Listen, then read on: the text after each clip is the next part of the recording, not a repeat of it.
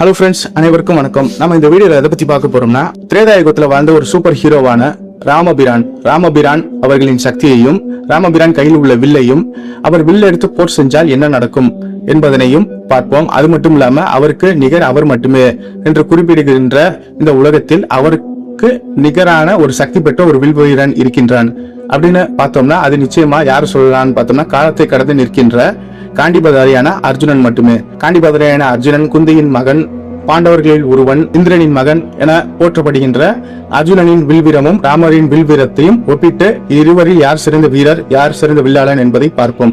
முதல்ல ராமரை பார்ப்போம். ராமர் ஒரு சிறந்த ஒரு அரசன், சக்கரவர்த்தி, பரதகண்டம் முழுவதையும் ஆட்சி பெற்றவர். கோசலை என்னும் நாட்டை தலைநகரை வைத்து அயோத்தியை ஆட்சி செய்தவர் அப்படின்னு சொல்லி பார்த்திருப்போம். அவர் சிறுவயதிலிருந்தே அனைத்தையும் கற்றவர். வசிஷ்டர், விஸ்வாமித்திரர் துணையுடன் தன் குருவான வசிஷ்டரை, விஸ்வாமித்திரரை ஆசியுடன் அனைத்தையும் கற்றவர். அப்புறம் அவர் காட்டுக்கு போனது, அப்புறம் லட்சுமணன் அவர் கூட வந்தது அப்படின்னு சொல்லி நிறைய விஷயம் உங்களுக்கே தெரியும். அதை பத்தி இப்போ நம்ம டிஸ்கஸ் பண்ண போறது கிடையாது. ஏன்னா ராமரை பத்தி டிஸ்கஸ் பண்ணா இந்த ஒரு ஆடியோ பத்தாது, நிறைய வேணும். இப்படி பார்க்கும் பொழுது ராமருக்கும் அர்ஜுனனுக்கும் உள்ள ஒற்றுமை என்ன, அவர்களின் வீரம் என்ன என்பதை இந்த வீடியோல பார்ப்போம். நண்பர்களே வாங்க. வாழ்க வளமுடன். அனைவருக்கும் தமிழ் வணக்கம். பிங்க் டிராகன் யூடியூப் சேனல் வாயிலாக உங்கள் அனைவரையும் சந்திப்பதில் மிக்க மகிழ்ச்சி. நம்ம இந்த வீடியோல ராமர் மற்றும் அர்ஜுனன் இருவரில் யார் சிறந்த வில் வீரர் என்பதை இந்த வீடியோல ஃபுல்லா பார்ப்போம். நண்பர்களே வாங்க. நீங்க இப்பதான் என் சேனலை பாக்குறீங்கன்னா தயவு செய்து சப்ஸ்கிரைப் பண்ணுங்க, கூட இருக்கிற பெல் பட்டனை பிரஸ் செய்யுங்க. அப்பதான் நான் வெளியிடுற அனைத்து வீடியோக்களும் உங்களுக்கு உடனடியாக நோட்டிபிகேஷனா வந்து சேரும். வாங்க வீடியோக்குள்ள போலாம். முதல்ல ராமரை பத்தி பார்த்தோம்னா, அவர் கையில கோதண்டம் என்ற ஒரு சிறந்த வில் இருக்கு.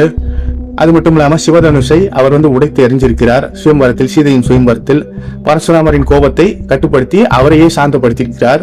இறுதியாக பரசுராமரின் தவ வாழ்வு பலனை அனைத்தையும் ராமருக்கு பரிசாக அழைத்து விட்டு சென்று விட்டிருக்கிறார் அப்படி சொல்லி பார்க்கலாம். அப்புறம் அவர் தாடகை, மாரிச்சன், சுபாகு போன்ற மாபெரும் அரக்கர்களை வதம் செஞ்சிருக்கிறார். அப்புறம் யாகத்துக்கு இடையூறாக இருந்த பல்வேறு வீரர்களை அவர் கொத்து கொத்தாக தன் பானத்தால் வீழ்த்தியிருக்கிறார். இப்படியே போய் பார்த்தோம்னா, சீதையில் சுயம்பரத்தில் பெரும் அசம்பாவிதம் நடக்க இருந்தது. பல நாட்டு மன்னர்கள் ராமரை நோக்கி போர் செய்ய வந்தார்கள். அவர்களையும் வீழ்த்தியிருக்கிறார் தன் சகோதரர்களின் துணையுடன். இறுதியாக பார்த்தோம்னா, வனவாசத்துல 14,000 அரக்கர்களையும் அவர் கூட வந்த கரதூஷன் இரு பெரும் அரக்கர்களையும் வதம் செஞ்சிருக்கிறார். வனவாசத்திலையும் அப்புறம் ராமாயண போர்லையும் ராவணனின் மகன்கள், அப்புறம் பிரகஸ்தன், மகராட்சசன், தேவாந்தகன், அராந்தகன், அதிகாயன், திரிசரன் போன்ற வீரர்களை ராமரும் அவர்களது வானர சேனைகளும் லட்சுமணனும் சேர்ந்து முறியடித்துள்ளார். இறுதியாக மாபெரும் சக்தியான கும்பகர்ணன் மற்றும் ராவணனை வீழ்த்தியுள்ளார் அப்படின்னு சொல்லி பார்க்கலாம். அப்புறம் ராமருக்கும் ஆஞ்சநேயருக்கும் ஒரு போர் வந்துச்சு ஒரு சூழ்நிலையில. இதுல எதை பார்க்க போறோம்னா, ராமரின் பானம் பெரியதா, ராமரின் நாமம் பெரியதா, ராமரின் பக்தி பெரியதா அப்படிங்கிற ஒரு ட்ரையாங்குலர் வியூகத்துல ராமரின் நாமம் தான் பெரியது. ராமபானத்தை சக்தியை யாராலும் கட்டுப்படுத்த முடியாது அப்படின்னு சொல்லி பார்த்திருப்போம். அந்த ராமபானத்தை கட்டுப்படுத்தக்கூடிய சக்தி எதுன்னு பார்த்தோம்னா, அது நிச்சயமா ராமநாமமே. எனவே ஆஞ்சநேயர் தன் ராம பக்தியால் ராமபானத்தை வெற்றி பெற்றுள்ளார். இறுதியாக ராமர் தன் மகன்களான லவகுஷருடன் போர் செய்து தன் திறமையை நிரூபித்துள்ளார். இப்படியே சொல்லிக்கிட்டே போலாம். அது மட்டும் இல்லாம ராமர் கிட்ட நாராயண அஸ்திரம் இருக்கு, அவர்கிட்ட பிரம்மாஸ்திரமும் இருக்கு. அப்புறம் ராவணனை வதம் செய்வதற்காக ஒரு விசேஷ அஸ்திரத்தை விஸ்வாமித்திரரிடமிருந்து பெற்று இருக்கிறார். இப்படி சொல்லி பார்க்கலாம். இதுவே ராமரின் சிறப்பாகும். அப்புறம் ராமரின் ஒரு டிராபேக், ஒரு தவிர்க்க முடியாத சூழ்நிலையில் ராமர் சிறைப்பிடிக்கப்பட்டார் அப்படின்னு சொல்லி பார்த்தோம்னா, கரந்தூஷனோட மாயையாலும் அப்புறம் இலூஷனாலும் மூர்ச்சி அடையும் ஒரு மந்திர சக்தியாலும் ராமரும் லட்சுமணனும் பாதாள லோகத்தில் கடத்தப்பட்டு உள்ளார். பிறகு ஆஞ்சநேயர் மீட்கப்பட்டுள்ளார் அங்கிருந்து அப்படி சொல்லி பார்க்கலாம். அப்புறம் இந்திரஜித், அதாவது ராவணனின் மூத்த மகனான இந்திரஜித் ராமரையும் லட்சுமணனையும் தன் நாகபசாத்த அஸ்திரத்தால் அவரை சிறைப்பிடித்துள்ளார். பிறகு கருடன் அவரை காப்பாற்றியுள்ளார்.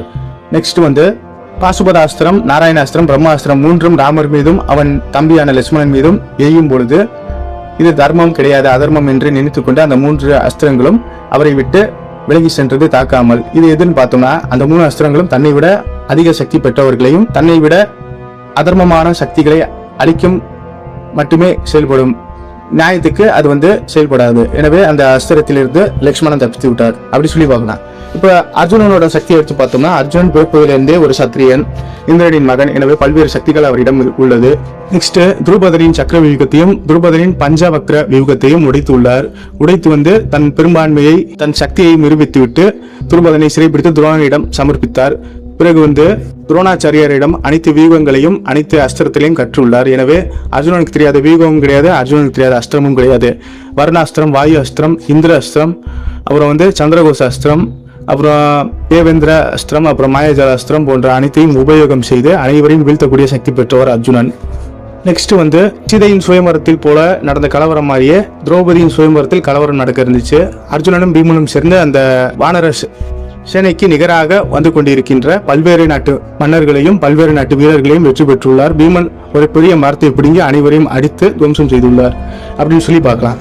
நெக்ஸ்ட் வந்து அர்ஜுனன் வந்து காண்டவ வனத்தில் வந்து பல்வேறு அஸ்திரத்தை பயன்படுத்தி அந்த வனத்தை முழுமையாக தூய்மை செய்து நெருப்புக்கு இரையாக்கிவிட்டு காண்டிபம் எனும் ஒரு சக்தி பெற்ற வில்லை பெற்றுள்ளார் அக்னி பகவானிடமிருந்து. பிறகு அதற்கு முன்பு தக்ஷகனிடம் போரிட்டு உள்ளார். தக்ஷகனின் மாயத்தையும் முறியடித்துள்ளார். இந்திர பகவானிடமே போரிட்டுள்ளார். இறுதியாக கிருஷ்ணனுக்கும் அர்ஜுனனுக்குமே ஒரு போர் நடந்து உள்ளது. அதிலும் அர்ஜுனன் தன் பலத்தை நிரூபித்து கிருஷ்ணனை கலங்கடித்த செய்தார். இறுதியாக வனவாசத்தில் இருக்கும் பொழுது சித்திரசேனன் என்ற கந்தர்வனிடமிருந்து 100 கௌரவர்களையும் கர்ணனையும் காப்பாற்றியுள்ளார். கந்தர்வர்களின் மாயத்தால் அனைவரும் சிறைப்பட்டுள்ளார். எனவே அவர்களிடம் போர் செய்து ஒரு பெரிய அஸ்திரமான சப்தவேத அஸ்திரத்தை பயன்படுத்தி அந்த மாயையை முறியடித்துவிட்டு இந்திரனை மின் சீடனான சித்திரசேனனை வீழ்த்தியுள்ளார். அப்புறம் இந்திரலோகத்துக்கு சென்று இந்திர பகவானிடமிருந்து அஞ்சலிக சக்தி, வாசவி சக்தி, அப்புறம் வந்து இந்திரனின் அனைத்து சக்திகளும், கந்தர்வர்களின் சக்திகளும், யக்ஷனின் சக்திகளும், அப்சரர்களின் சக்திகளையும் பெற்றுள்ளார். அவர்களின் மாயத்தையும் பெற்றுள்ளார் அர்ஜுனன். எனவே அர்ஜுனனை வீழ்த்துவது என்பது இயலாத காரியம். அப்புறம் ராவணனால் கூட செய்ய முடியாத அளவிற்கு 3 கோடி அரக்கர்களையும் 3 கோடி வீரர்களையும் கொண்ட ஒரு நகரமான மாய நகரமான நிவாத கவசன் என்ற ஒரு ஏலிய நகரத்தை அவர் தன் அஸ்திரத்தால் மாயத்தால் பயன்படுத்தி அந்த அனைத்து ஏலியர்களையும் வதம் செய்துவிட்டு அனைவரையும் சமாதியாக்கியுள்ளார் நீர்நிலையில்.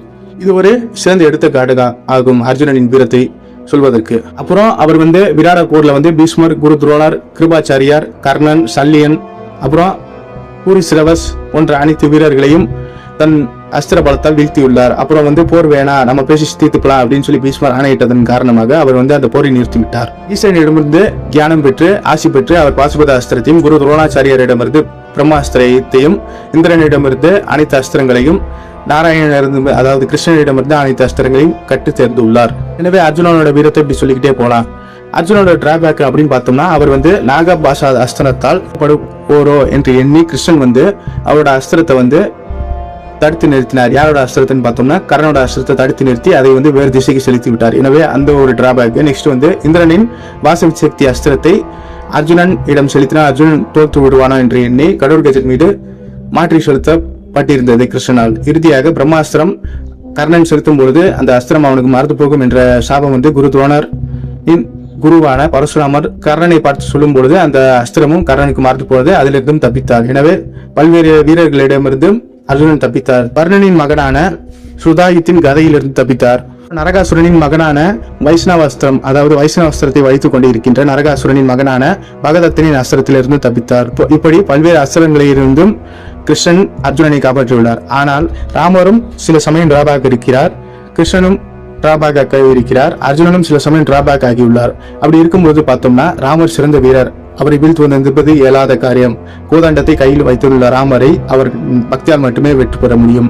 ஆனால் கிருஷ்ணன் சீடனான அர்ஜுனன் கிருஷ்ணனை இந்திரனிடம், தக்ஷகன், குரு துரோணர், பீஷ்மர், கர்ணன் போன்ற அனைத்து மகாமகாரதிகளிடம் போர் செய்துள்ளார். இறுதியாக அந்த பிரபஞ்சத்தையே கட்டுப்படுத்தி கொண்டிருக்கின்ற, பிரபஞ்சத்தை ஆழ்ந்து கொண்டிருக்கின்ற ஈஸ்வரனிடமே போர் செய்து தன்னுடைய சக்தியை வெளிப்படுத்தியுள்ளார். அப்படி வச்சு பார்த்தோம்னா அர்ஜுனன் தான் சிறந்த வீரன் அப்படின்னு சொல்லலாம். அதுக்கு முன்னாடி எல்லாருக்குமே தெரியும், வில்வித்தையிலையும் ஷூட்டர்லேயும் யார் ஃபர்ஸ்ட் வருவாங்களோ அவங்களுக்கு அர்ஜுனன் அவார்டு கொடுப்பாங்க.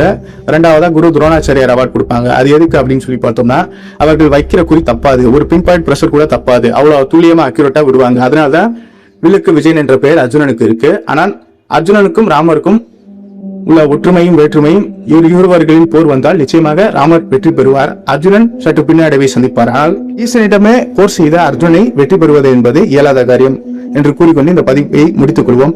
நீங்கள் கமெண்டில் சொல்லவும் யார் வெற்றி பெறுவார் என்று. நன்றி, வணக்கம். ஓம் நம சிவாய.